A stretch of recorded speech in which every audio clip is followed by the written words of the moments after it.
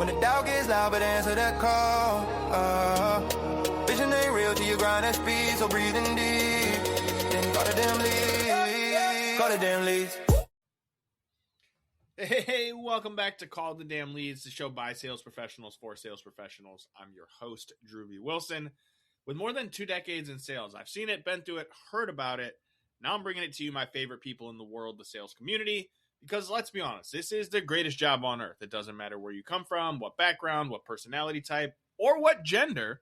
You can make a pretty amazing life in sales. And today's guest, no stranger to the journey. I'd like to welcome Suzie Savage to the show. How are you today? Hey, I'm great, Drewbie. Thanks for having me.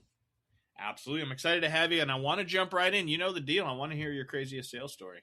Oh my gosh. So I'm an unlikely sales expert because I actually come from accounting and audit background and finance. So I ended up in the sales industry by accident, really, but it really has changed my life because I stopped waiting to be chosen, I guess. Right. And I started choosing to lead in sales, and because I hadn't really grown up in the industry, I had a lot of preconceived notions about how it should be.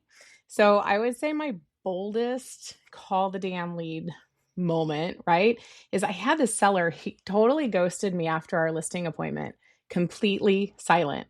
And most agents would have just moved on, forgotten about it, didn't have any kind of interaction. But instead, what I did is I called the lead, I called the damn lead, and I didn't provide a pitch. I didn't provide like a follow-up. I didn't say I'm checking in. I didn't say I'm calling to follow up. I just went straight into, hey, I don't know if now is the right time, but I do know that I can net you more than anyone else who walked through your door. And I'd hate for you to leave money on the table without at least seeing the plan. And I just waited. And he said, no one else has fought for it like that. And we signed the deal an hour later. So it was a kind of refusing to let that ego or fear of rejection, right, decide that for me. So I just had to have the courage to follow up. But it can be hard. It can be hard to call those people who just have ghosted you. I think the thing about it that's most difficult for people is it's almost as if they don't want to be told what they did wrong. Yeah. And what I find interesting about that is if you don't learn from your mistakes, you're going to continue making those same mistakes. And so in that scenario, what I love about your approach there is very much, we'll call it like a Hail Mary of, hey man, you're either going to say yes or you're going to say no, but I'm going to make my peace one last time before I close the book on this. And I think every now and then you have to be able to apply some pressure to your prospects in order to get them off of the X, right? If X marks the spot, that spot could be the place your deal dies if you can't get them to keep moving forward throughout the process. And so what made you decide to go from being in the accounting financial world to being in the sales space? I mean, that is two very wildly different atmospheres, and yet here we are. I didn't go and seek it out for sure. So college and all of my work experience until I was in my 40s. Yeah, early 40s, right around 40. It was all in accounting, finance, audit, internal audit, all of that. And I was let go from a major corporation, and with like 900 other people. I had to make some money. I had 4 young kids, and I had actually just come back from maternity leave. So the day I returned from maternity leave, they said, you gotta go. And so I had to find some way to make an extra $1,000 a month. And so I stepped foot into direct sales. And then from there, through networking, got introduced to a couple of folks in the real estate world. And I had a couple of awkward real estate transactions myself. And so I decided I'm just going to go ahead and figure out what all of this is about so I can protect people from making the stupid mistakes that I made. Because I'm now a big, huge fan of making mistakes. I'm like, bring it on, bring the mistakes on. Because every single mistake I make, I learn from. And it makes me change my processes, right? So I grow from them.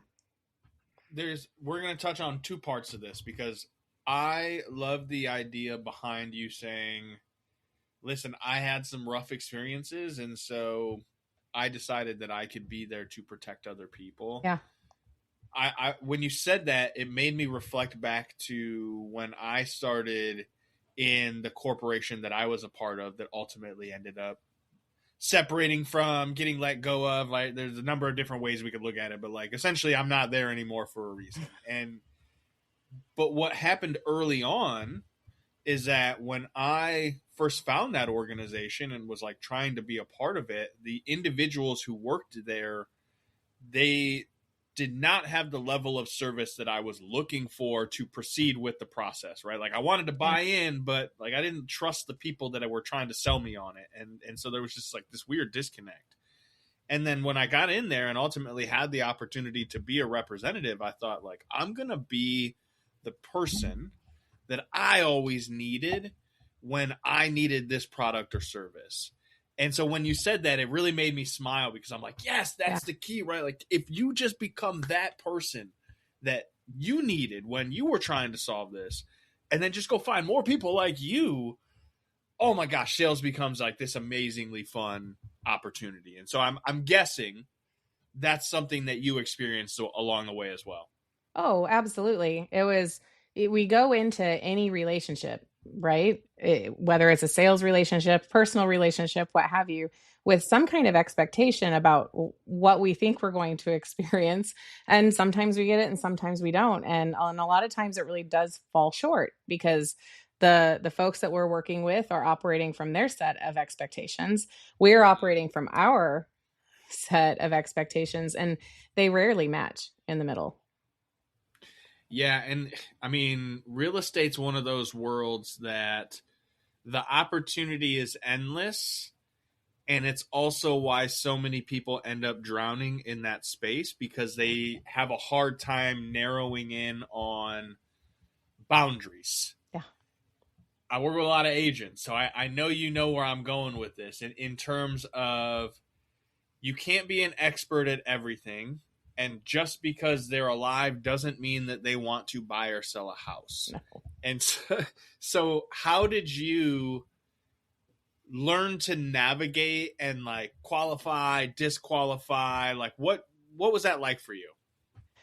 Well, it was weird at first because I didn't do that in the finance world. That's not, everything is very specific. So when I entered the real estate industry, there was a lot of gray. And so that's where like my secret weapon comes in, right? Is radical specificity. That's hard to say. Radical specificity, where most people are really vague, right? It doesn't matter what industry you're in. They're very vague. I'm just checking in. I'm just following up. Let me know. There is not a person I could say that to in the finance world. It just doesn't work that way. I'm just checking in on what that budget number might be. Like it's what is the budget number, right? It's like a totally different world. So I don't check in. I move things forward. So instead of, are you still thinking about selling? Right? If I say instead, if I can get you X and have you moved by Y date, would that solve the problem that you just shared with me? Right? And we're afraid as an industry, I think, to come to people with that radical specificity for some reason or another. Usually it's a confidence thing. Sometimes it's an experience thing. But if we can talk specific timelines and specific outcomes and specific numbers, because specificity creates clarity, and then clarity gives us the opportunity to create decisions, and it gives us opportunity, right? So that's why you don't talk about home valuations. You talk about how much equity do you have in your home, because equity gives you choices, but value does not. Well, and I like this topic, and I'm going to pull the thread a little bit so that we can really go into it, because I will 100% agree. Setting expectations, helping to pre-sell on what the process is going to look like as you're working through it. Chef's kiss, like, cannot compliment that anymore. And also, The caveat being that you never want to make promises that you cannot deliver on. And so in real estate, the world never moves the way that we think it's going to move. No. So I know that there does have to be a balance in the way that you approach those conversations. And so that's why the word if is very specificity. important. Yeah, well, and so that was what my next follow-up question is going to be, is like, how do you use radical specificity in an industry like real estate where it's not always so cut and dry, right? It's not a this then situation. There's all these variables that are kind of at play in the middle of the transaction. So I'd be curious as a follow-up, like, how do you approach those situations while making those assertive statements and then being able to deliver on them in an uncertain industry? Statistics and numbers. Statistics and numbers. Hope is a really bad business plan. And so, right, everything comes from statistics and numbers. And that's what we have in the industry. I can get on the same system that the appraisers are getting on to value on MLS and to value the homes. It can't be, oh, well, that home sold for X and yours is a little bit bigger. And so I think we can come in at this. It is, here's what the numbers show me. And here are the trends. I just did a listing. I said, it's about 252 days on market in this particular neighborhood for my most recent listing. I would expect that it takes us about that long to sell your home as well. It's all in statistics. I didn't say I can sell it. I didn't say I would sell it. I said, here's the marketing plan to be able to fit within the ranges that our statistics and our data is showing us. So everything's about statistics and data. That's how I get away from the vagueness, right? And I talk in ranges. I talk in terms of ranges because there is no promise of any one number. And I sold it in 10 days and they for full price, and they were planning on the 200 plus days. So, you know, but I had them prepared, dang it, for a very long time on market based on statistics. I just happened to market. I'm in the Kansas City market. I marketed to some folks in Texas and Colorado, and it ended up being a Texas gentleman that came up here through my marketing. But that's really what it comes down to. It comes down to ranges. It comes down to trends that we see during the year. We actually waited until the week before the big football game, not the week of the big football game, to list the home because of statistics. There's more people who are going to be shopping the week before, but not earlier because they don't have their tax return information back yet. And if we wait much later, then we have a lot of other people that we're going to be competing against in the market. So that's it. Statistics and data. Well, I mean, I the guess boring that's the answer. blessing of, yeah, no, it's boring-ish, but it's ultimately the differentiator. This is the thing that's so, you guys are overcomplicating it. Yeah. Sales is a numbers game. And that statement applies in a numerous different ways. Yeah. And what I mean by that is, like, it's a numbers game in terms of how many conversations are you having? How many times are you asking for the sale? How many times are you following up? Beautiful. Okay. Knowing the market and the statistics and being able to come in and confidently say, hey, listen, based on everything we know, and I know everything about this, this is what it looks like. And we can always look for better and prepare for worse. And ultimately, I know that big picture, this is what we're going to most likely to see. And so setting that along the way is how you build authority and also how you create confidence in your clients. Because at the end of the day, they don't know. They don't know. That's why they're coming to you. And Right. So how did you come across the idea of utilizing that strategy to be a successful agent? Because there's a lot of agent coaches and there's a lot of people telling you to do the TikTok dances, and there's 96 million different ways to be a successful agent. Like, what was it for you that kind of said, hey, this is the lane that I'm going to go down? Because there's agents that are trying so many different things and they're just all over the place. Well, that's the only lane I knew. So I just stuck to what I knew and what I was good with. I'm not wildly out in front in social media. I have 4 kids. I've got 2 dogs and a lizard and a tortoise. And I do all the stuff that I do as a single parent.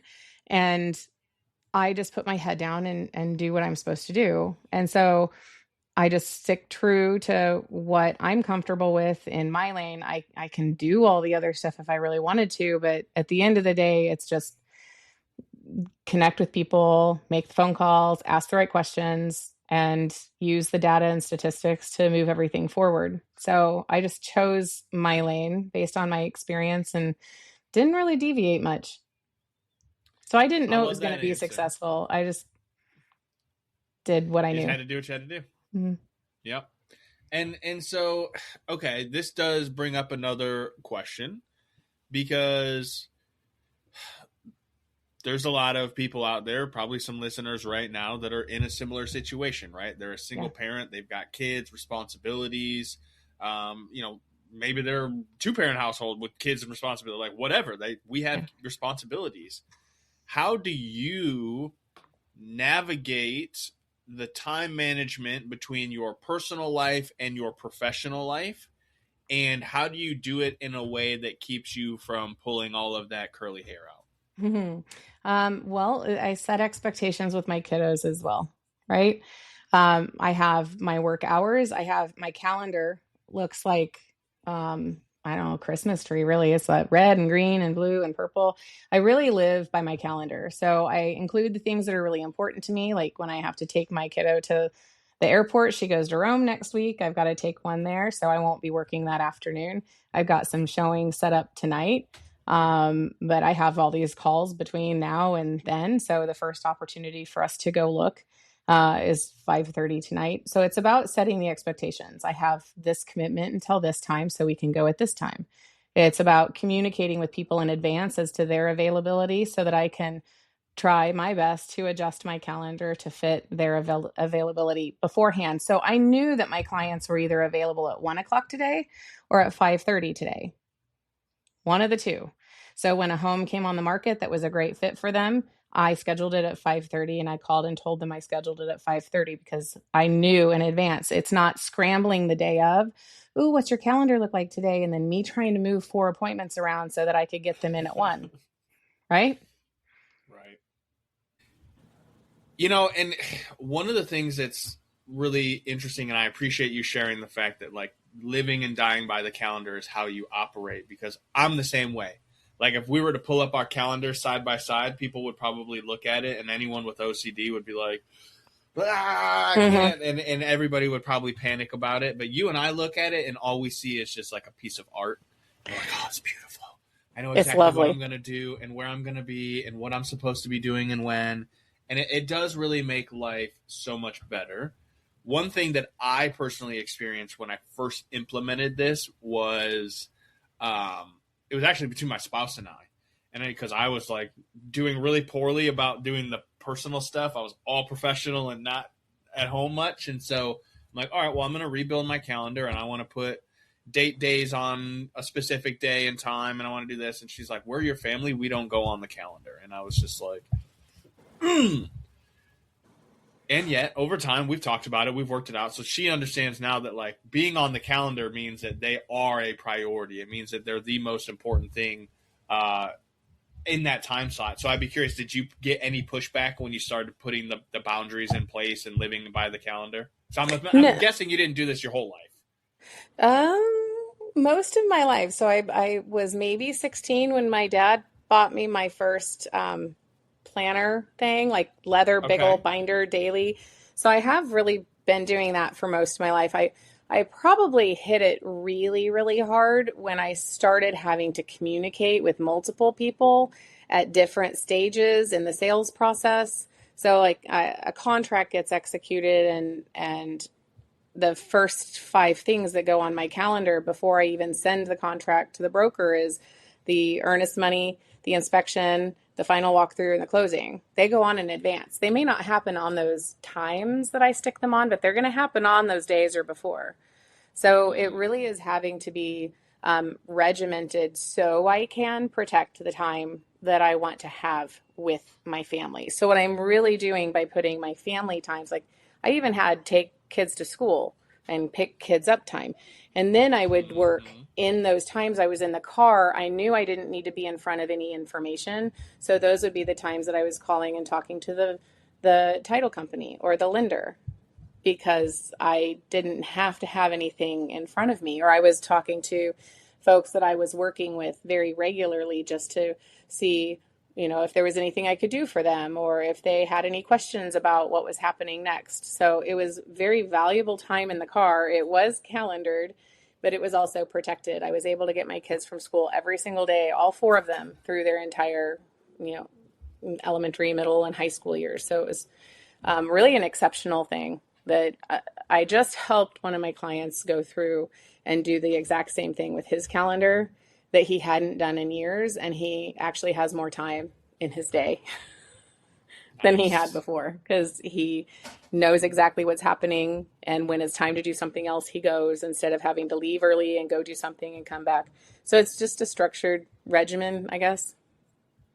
I love that. And kudos to you, because the awareness and the recognition of like, hey, how can I kill 2 birds with 1 stone and do it in a way that's not taking away from the seriousness of the conversation, right? Like, right. Those are important conversations to be had, but there's no reference material needed. There's ways that you can stack things up throughout the day to maximize your time. And so I love that. And, we could probably sit and nerd out on that topic alone for many, many hours. Yeah. But I do want to respect your time. I know you're busy. You got things to take care of, 4 kids, clients. Golly, this is life as a sales professional. So how do we find you, follow you, check out more of your content? Well, I'm on Facebook and Instagram, Savage Suzie. On Instagram. I pretty much keep it there. I do have a LinkedIn profile, so you can check me out on LinkedIn. And I'm not a TikToker, so I have been told I should, and I nodded and smiled, but I'm just gonna stick to my lane. I'm in my mid 50s, so I stick to where my people tend to be. And that's where I'm at. So Suzie Savage on Facebook, Savage Suzie on Instagram, and LinkedIn as well. You can find me there. Love it. Well, I will definitely make sure we put that all in the show notes so people can find you. Thanks again for hanging out with us today. What a blast. You're welcome. You're welcome. Happy to be here. Thank you. Absolutely. Listen, if you guys enjoyed the show, if you got some value out of it, go share it on social media. Tag me, tag Suzie. Let the world know you got something from this. Maybe you know a real estate agent who sucks and they need some help. Send them this episode. Let them know to give it a listen. You don't have to say they suck, but just send it. Be like, hey, this is an episode I think we get some value out of. That's what the show's all about. Spreading the word, helping people get dialed in, figure out a solution to their problems. That's what sales is in the whole. So share it out. Send it to people you know. Maybe you've got a story. Maybe you just want to support the show. Head over to callthedamnleads.com. Check everything out. Grab a hat, grab a keychain, something. We'll see you guys next time. Go call the damn leads. When the doubt gets loud, but answer that call. Vision ain't real till you grind at speed, so breathing deep. Then call the damn leads. Call the damn leads.